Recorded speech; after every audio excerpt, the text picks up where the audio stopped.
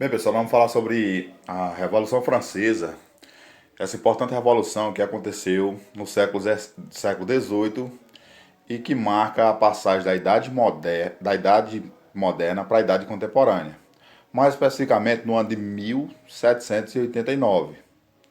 Ok? É importante destacar que a Revolução Francesa ela foi também uma revolução burguesa, uma revolução da burguesia. Mas para a gente compreender o contexto dessa revolução, é importante que a gente entenda o que estava acontecendo politicamente, socialmente e economicamente lá na França do século XVIII. Né? Então, a França do século XVIII ela era governada por uma monarquia absolutista. Uma monarquia absolutista. Aquele tipo de monarquia no qual o rei ele governa com poderes ilimitados. Não existe limites para o poder do rei. É baseado naquela velha teoria de direito divino, que o rei está sentado no trono não por vontade do povo, mas por vontade de Deus. E socialmente havia um contraste social bem grande dentro da França. Havia muitas desigualdades sociais. Havia muita pobreza, principalmente no campo. Né? Os camponeses chegavam a enfrentar a fome. Né? Devido principalmente à utilização de instrumentos rústicos na agricultura. E bastava uma simples seca ou alagamentos para que provocasse a destruição das plantações e, consequentemente, a fome entre os camponeses. Havia um contraste também profundo entre os habitantes da cidade e os habitantes do campo. Né? A gente vê que na cidade, no campo, os camponeses, em sua maioria, eram analfabetos, precisavam trabalhar bastante para sustentar suas famílias, para pagar os impostos ao Estado francês. E nas cidades já havia um certo dinamismo econômico, tá ok? Então, e havia também outros contrastes importantes, como por exemplo, as diferenciações por ocupação, por nascimento. Por exemplo, o indivíduo que nascia nobre, ele tendia a morrer nobre, né? Já nascia privilegiado. E o indivíduo que nascia camponês, ele não tinha nenhum privilégio. Havia uma tendência desse indivíduo morrer trabalhando no campo, ou seja, passar situações de miséria na sua vida. Né? Então, socialmente, a França do século XVIII, ela era dividida em estamentos ou ordens. É importante a gente destacar isso aí para vocês. Né? Vamos imaginar uma pirâmide social. No topo da pirâmide ali existia o clero, posteriormente a nobreza e por último as demais camadas sociais que formavam o terceiro estado. Então, primeiro estado, segundo estado e terceiro estado. Clero, nobreza e terceiro estado. Então, vamos entender como estava constituído o clero. O clero francês era composto por cerca de 240 mil religiosos e ele estava dividido em alto clero e baixo clero. Né? O clero, os religiosos franceses, geralmente sobreviviam do dízimo, que era o imposto cobrado a nível nacional. Eles sobreviviam também de taxas cobradas sobre casamentos, nascimentos. E os membros do baixo clero, eles muitas vezes se reclamavam da situação de privilégio que era dado ao alto clero inglês, ao alto clero francês, né? Que era composto de abades, cardeais, tá ok? Bispos. E o baixo clero era composto de padres, monges, enfim, havia essa diferenciação dentro do clero francês. E a nobreza ela era constituída por cerca de 840 mil nobres, e só os nobres poderiam utilizar espadas, já que eles eram responsáveis pela segurança do Estado, da sociedade francesa. E a nobreza estava dividida também da seguinte maneira: nobreza cortesã, nobreza provincial e nobreza de toga. Os nobres cortesãos ou palacianos eram os nobres que viviam em torno do palácio, né, que viviam sustentados pela monarquia francesa. A nobreza provincial eram os nobres que viviam no interior da França e que sobreviviam das terras trabalhadas pelos camponeses, dos impostos que eram pagados também pelos camponeses. E a nobreza de toga eram os burgueses que queriam status sociais e compraram títulos de nobreza e se transformaram nobres. E na base da pirâmide nós temos a terceira camada social, que constituía mais de 80% da população francesa, né? Os camponeses, mais especificamente, constituíam mais de 80% da população francesa.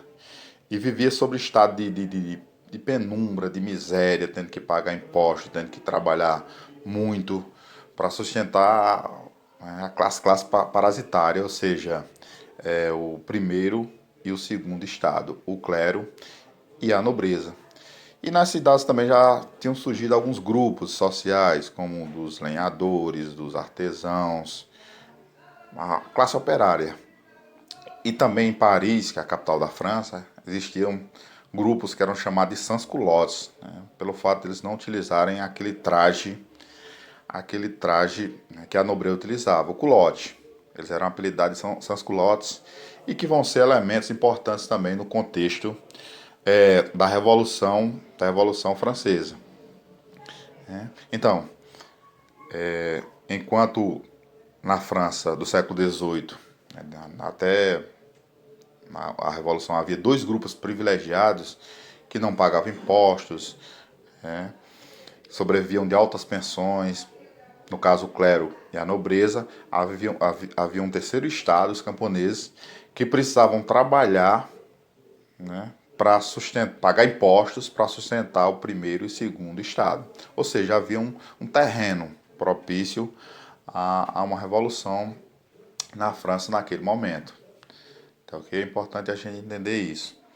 E desde o século XV, o capitalismo ele vinha aflorando dentro da França. Século XV, século XVI, século XVII, né? A burguesia francesa ela vinha prosperando, né, praticando o comércio com outros continentes, né? Enfim, de diversas maneiras, praticando diversas atividades econômicas, a burguesia ela vinha prosperando. Só que a política mercantilista ia de desencontro aos anseios da burguesia. Por quê? Porque ela intervia na economia, ela controlava a produção, ela cobrava os impostos que encareciam os produtos da burguesia. E com o tempo essa situação econômica vai piorando, principalmente nas cidades. Resultado, né, da política mercantilista praticada pelos reis absolutistas. O resultado vai ser que muitas empresas vão falir e o desemprego vai surgir nas cidades inglesas. Muitos operários desempregados sem ter ocupação e também passando fome. E a fome também vai chegar mal ao campo ainda, né? Por quê? Com o avanço do capitalismo no campo, muitos proprietários eles começam a expulsar os camponeses das terras de uso comum, né? Mais ou menos um processo parecido com a da Inglaterra, né? Para plantar cereais em quantidades crescentes, eles começam a expulsar os camponeses das terras de uso comum, né? E com isso os camponeses ficam sem terras para trabalhar, para morar, né? E vão começar a passar necessidade dentro da França. Havia um ditado bem famoso, né? Na França do século XVIII, que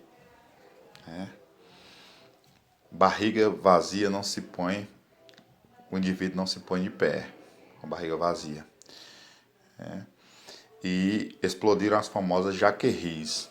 O que foram as famosas jaqueries? Foram revoltas camponesas contra a precária situação. E vale ressaltar também que as condições climáticas, né, secas, inundações, na década de 1870, elas favoreceram também a eclosão dessas famosas revoltas camponesas contra a fome, contra a política absolutista praticada pelo rei Luís XVI. Okay? O que o rei Luís XVI vai fazer para resolver esses problemas financeiros? Ou seja, naquele momento havia um déficit dentro da economia francesa. O rei Luís XVI ele vai convocar, né, os estados gerais, isso, para resolver esse déficit. Os estados gerais que eram compostos pelos 3 estados e que não se reuniam há mais de 170 anos. Tá ok? Então, e vai acontecer essa reunião dos estados gerais. Só que o sistema funcionava da seguinte maneira: o voto ele era por estado, o voto não era por cabeça, tá ok? E o que desfavorecia o terceiro estado, né? E houve as eleições parlamentares e o terceiro estado conseguiu eleger mais deputados do que o primeiro e o segundo estado juntos. E eles fortalecidos, o terceiro estado fortalecido, eles vão iniciar uma campanha de voto por cabeça e não por estado. Certamente isso favorecia a eles. Então, o rei Luís XVI, no dia 5 de maio de 1879, o rei Luís XVI ele vai abrir essa Assembleia dos Estados Gerais, onde estão reunidos o primeiro, o segundo e o terceiro estado. E o terceiro estado ele vai exigir o voto por cabeça e não por estado. Porque certamente, como eu falei para vocês, isso aí desfavorecia ele, porque o primeiro e o segundo estado somavam 2 votos e o terceiro estado ele só somava um voto. Então, eles, diante da negativa do rei, eles se retiram lá da Assembleia dos Estados Gerais, reúnem num salão de jogos que havia, né, chamado de Jogo da Pela, e prometem a não sair desse salão até que eles elaboram uma constituição para a França. Tá ok? Então, vai começar, a partir daí é que as tensões vão começar dentro da França. Isso? No dia 14 de julho de 1789, a população ela vai tomar a Bastilha, né? A Bastilha, que é um símbolo da queda da monarquia absolutista. E a Bastilha também era uma espécie de prisão para prender os opositores do rei. Ok? E a população vai tomar a Bastilha no dia 14 de julho de 1789. Né? No campo também, né? No campo também a população ela vai invadir palácios, vai saquear celeiros, vai queimar os documentos de registro de impostos, né? E essa fase que eu vou falar para vocês posteriormente, né? Essa fase que é conhecida como fase das assembleias, né? Ela vai ser a primeira fase da Revolução Francesa, tá ok? E posteriormente vão vir outras fases até culminar com a ascensão de Napoleão Bonaparte ao poder na Inglaterra em 1799, ok?